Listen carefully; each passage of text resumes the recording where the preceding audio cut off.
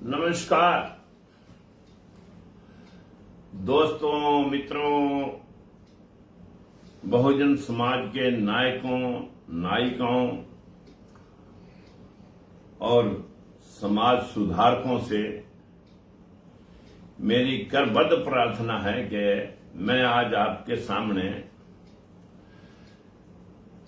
एक वीडियो लेकर के आया हूं जो किसी देश के व्यक्तियों की राष्ट्रभक्ति दर्शाती है। और ये जो राष्ट्रभक्ति होती है, ये जो पेट के पापी लोग हैं, जो स्वार्थी लोग हैं, ग्रीडी लोग हैं, लालची लोग हैं, मक्कार लोग हैं, ये नकली राष्ट्रभक्ति दिखाते हैं, जैसे आज देश में दिखाई जा रही है। और अगर वास्तविक तौर पर बहुजनों के कल्याण में अपना कल्याण, इस देश का कल्याण हम समझें तो कह सकते हैं कि 10 या 15% लोगों की जो कमांड है इस देश के अंदर, वो राष्ट्रभक्ति नकली दिखा रहे हैं। जो इस देश को आजाद कराने वाले नायक थे, चाहे राजगुरु है, सुखदेव है, भगत सिंह है, उधम सिंह कंबोज है, झलकारी बाई है, दान सिंह कोतवाल है, राजा नार सिंह है, चंद्रशेखर आजाद है, सुभाष चंद्र बोस है, जिन नायकों की बदौलत ये देश आजाद हुआ था, लेकिन ये आजाद इस देश के मूल निवासियों के लिए अभी तक नहीं हुआ। ये देश में जो मक्कार और ग्रीडी और लालची लोग हैं, जो इस देश को अंधविश्वास और गर्त में उतारने के लिए सदियों से काम करते चले आ रहे हैं, पुष्यमित्र सुंग के समय से इस देश का बंटाधार करते हुए इस देश को मानसिक रोगी बना करके सब कुछ लूट लेना चाहते हैं और बहुजन समाज के लोगों को सिर्फ और सिर्फ गुलाम बनाए रखना चाहते हैं। लेकिन आज आपको देख करके दूसरे देशों की, जापान एक छोटा सा कंट्री है, चाइना एक बहुत बड़ा कंट्री है, अंग्रेजों ने उनको भी कब्जा करने का प्रयास किया था, लेकिन अंग्रेजों की फौज में किसी जापानीज ने, किसी चाइनीज ने भर्ती ना होकर के अपनी राष्ट्रभक्ति दिखाई थी। आज एक इस देश के बार बार गुलाम होने का क्या कारण रहा, इसको गुलाम कौन कराता रहा, ये देश किसने गुलाम बनाया और कैसे बना, बाहर के आक्रांताओं ने इस देश के ऊपर कब्जा कैसे किया, आज एक मैं छोटी सी वीडियो आपके सामने रखना चाहता हूं दोस्तों। उसके बाद आप इस बहुजन समाज के नायकों की औकात, इनको जूते मार मार करके सीधा करना पड़ेगा। ये लोग जो है ना, जब तक इस समाज को लुटवाएंगे, जब तक आप लोग सामने इनके खड़े नहीं होंगे। सुनिए जरा, एक वीडियो सुनिए। जापान में साल भर से ज्यादा समय से रह रहे एक भारतीय व्यक्ति ने जापान में एक अजीब बात देखी कि उसके जापानी मित्र विनम्र और मददगार थे, किंतु उसे कोई भी अपने घर नहीं बुलाता था, बल्कि एक कप चाय के लिए भी नहीं। हैरान और आहत होकर आखिरकार उसने एक जापानी मित्र से पूछा, ऐसा क्यों है? काफी देर तक चुप रहने के बाद उस दोस्त ने भारतीय व्यक्ति को जवाब दिया कि हमें भारतीय इतिहास पढ़ाया जाता है, किंतु प्रेरणा लेने के लिए नहीं, बल्कि एक चेतावनी के तौर पर। ये सुनकर उस भारतीय व्यक्ति ने हैरान होकर पूछा, क्या चेतावनी? भारतीय इतिहास चेतावनी के तौर पर पढ़ाया जाता है? प्लीज बताओ, ऐसा क्यों है? तब जापानी दोस्त ने उससे पूछा कि बताओ कितने अंग्रेजों ने भारत पर राज किया था? तब भारतीय व्यक्ति ने कहा, शायद लगभग 10,000। जापानी व्यक्ति ने गंभीरता से सिर हिलाया और पूछा, उस समय भारत में 30 करोड़ से ज्यादा भारतीय रहते थे, है ना? तो फिर तुम्हारे लोगों पर अत्याचार किसने किया? उन्हें कोड़े मारने, यातना देने और गोली मारने के आदेशों का पालन किसने किया था? फिर उसने जोर देकर पूछा कि जब जनरल डायर ने जलियांवाला बाग में गोली चलाने का आदेश दिया तो ट्रिगर किसने दबाया था? क्या वे अंग्रेज सैनिक थे? नहीं, वे भारतीय थे। किसी ने भी जनरल डायर पर अपनी राइफल क्यों नहीं तानी? एक ने भी नहीं। फिर उसने कहा, तुम जिस गुलामी की बात करते हो ना, यही तुम्हारी असली गुलामी थी, शरीर की नहीं, आत्मा की। वह भारतीय व्यक्ति झटवत, मौन और शर्मिंदा खड़ा सुनता रहा।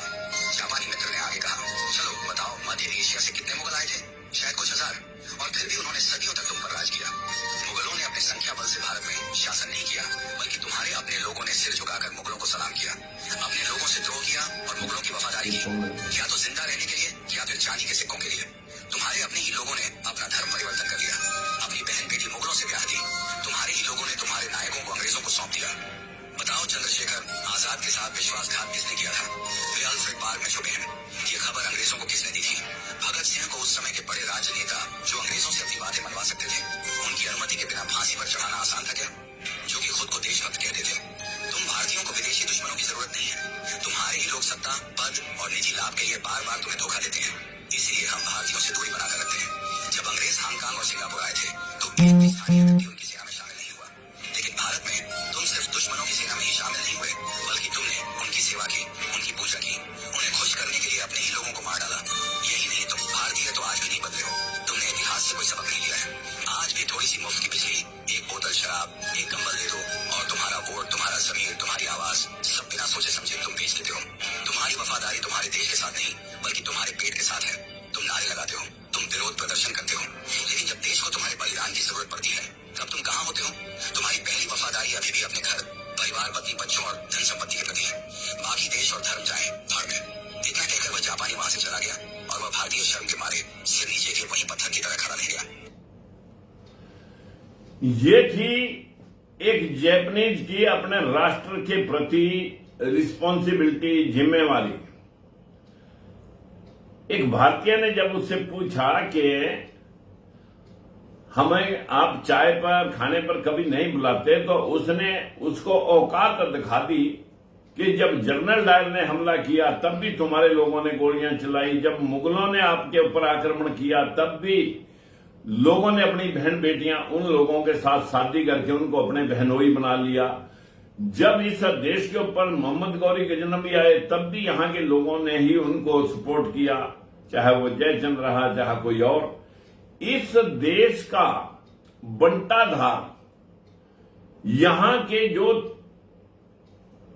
चोटी के, ये कह सकता हूं कि जो अपने आप में बहुत इस देश को भ्रमित करने में लगे हुए हैं, वो ही इस देश के बहुजन समाज मूल निवासियों को गुलाम बनाए रखना चाहते हैं। उनको ऊपर उठते हुए अभी अभी कॉकरोच पार्टी ने एक प्रदर्शन किया दिल्ली के रामलीला ग्राउंड में। जैसे ही प्रदर्शन में बाबा साहब के नारे लगे तो ये वही लोग थे कि घुमा करके राजनीति जनरल कैटेगरी के लोग फिर अपने पाड़े में लाना चाहते थे और वहां से वो बैकआउट हुए। हकीकत तो साथियों ये है कि हम दोस्त जनरल कैटेगरी के लोगों को ना दे करके इनको जूते मारना बहुत जरूरी है। ये जो हमारे भेड़ की खाल में छुपे हुए भेड़िए, जो हमारे ही बीच में से हमारे ही लोगों के वोट लेकर के उन निकलधारियों की सपोर्ट कर रहे हैं, इनकी कभी खून नहीं खोलता है, इनको कभी ये दिखाई नहीं देता कि पूरी जुडिशरी के ऊपर कब्जा महज 10-15% लोगों के 200-250 परिवारों का हो चुका है। इस देश के अंदर जितने एम्बेसडर बाहर जाते हैं वो सारे के सारे जनरल कैटेगरी से हैं। इस देश के अंदर यूजीसी के ऊपर जो बवाल अभी भी चल रहा है, देखिए कमाल। 1 मिनट में प्रधानमंत्री तक को भी तिल्ली तंबोली परखने वाले लोग आज वही चीफ जस्टिस ऑफ इंडिया इस समाज के बहुजन नायकों को, बहुजन समाज के समाज सुधारकों को एक धत्ता दिखा करके, एक स्टे दे करके उनको ये दिखा रहा है कि आप लोगों को जो संवैधानिक अधिकार भी हैं वो भी आपको हम मिलने नहीं देंगे। बदकिस्मती है कि ये इलाज होना तो राजनीति से था, लेकिन राजनीति में जो बाबा साहब ने पूना पैकेट के अंदर महात्मा गांधी की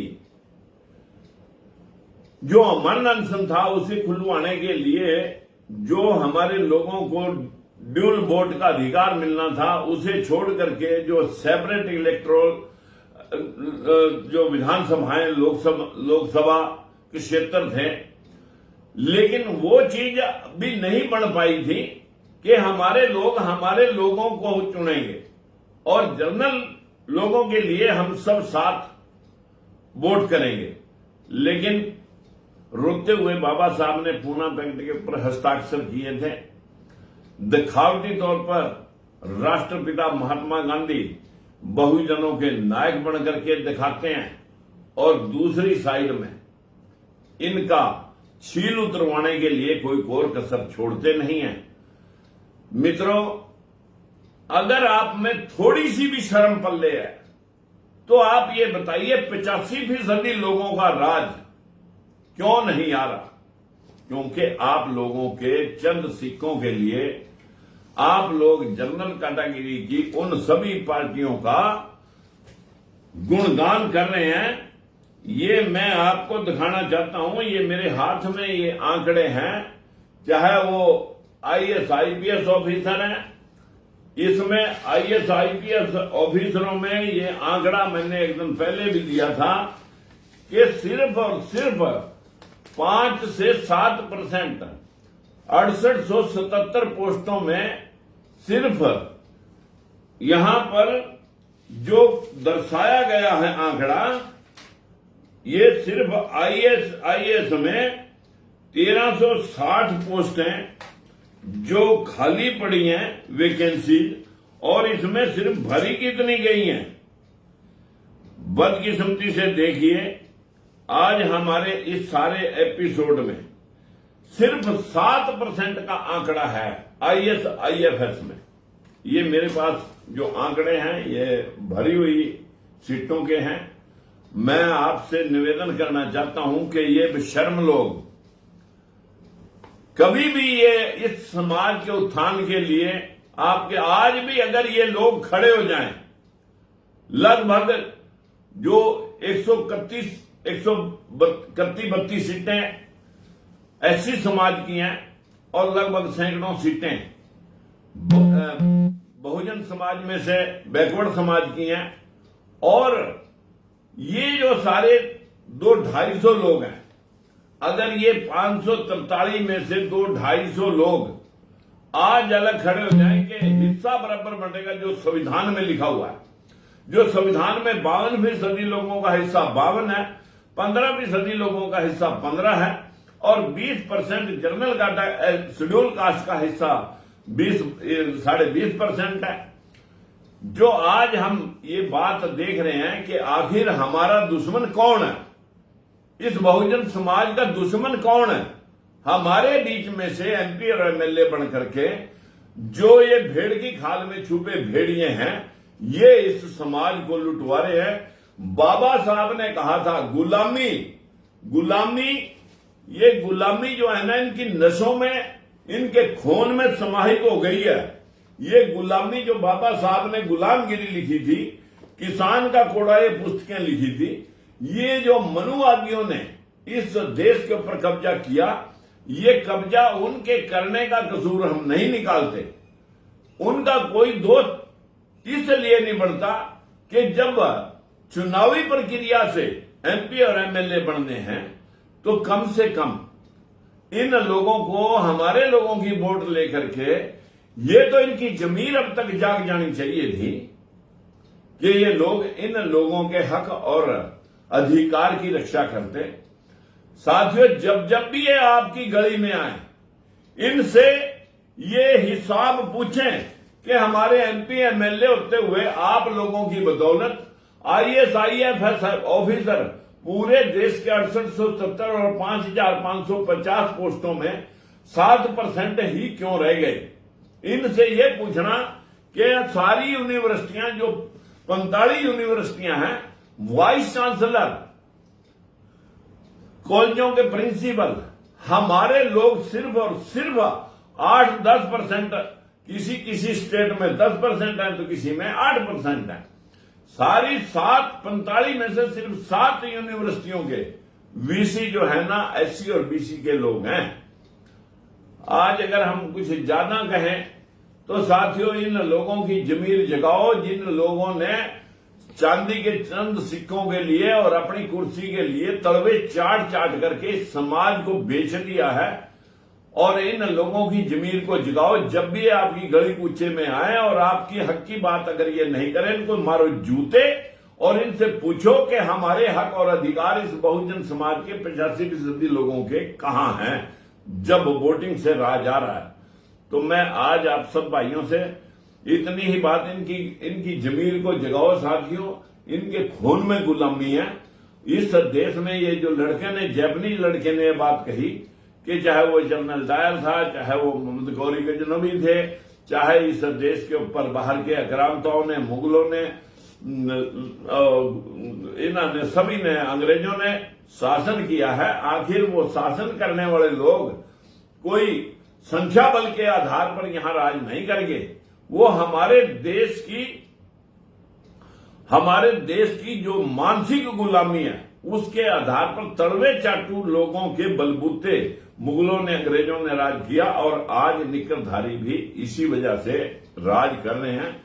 जगाओ और इन लोगों से हाथ जोड़कर अपील है, तुम भी अपनी जमीर को जगा लो भाई। इस समाज को क्यों लुटवा रहे हैं? हमने तो 31 साल में तीन बार सत्ता से अलग होकर के समाज के हक और हक प्रस्ती की बात को लेकर के लोगों के बीच में पहुंचे हैं, लेकिन हमारा बहुजन समाज भी ये सिर्फ और सिर्फ बड़ी पार्टियों के तड़वे चाटू लोगों के पीछे भागने में मशरूक अपने आप को समझता है, उसमें अपनी बहादुरी भी समझता है, उसमें अपने अधिकारों की भी रक्षा समझता है, जबकि छील वहीं उतरनी है जहां तुम डूबे हुए। ज्यादा कुछ न कह करके साथियों आपसे विनती है, जब भी आपके गली में आए इनको इनकी औकात दिखाए। और ये पेपर जो मैंने आपको दिखाया है कि इस माध्यम से यूनिवर्सिटियों का, जुडिशरी का और बाहर के राजदूतों का, देश में एमपी और एमएलए का हमारा हिस्सा क्या है, वो कहीं 5% है, कहीं 10% है। संख्या हमारी 85% है और हिस्सा हमारा 5 या 10% है, जबकि संविधान में सबके अधिकार और ड्यूटीज सबकी बराबर लिखी हुई है। तो फिर आइए आने वाले समय में इनसे पिंड छुटा करके अपनी लोकतंत्र सुरक्षा पार्टी के माध्यम से आगे बढ़ने का प्रयास करेंगे।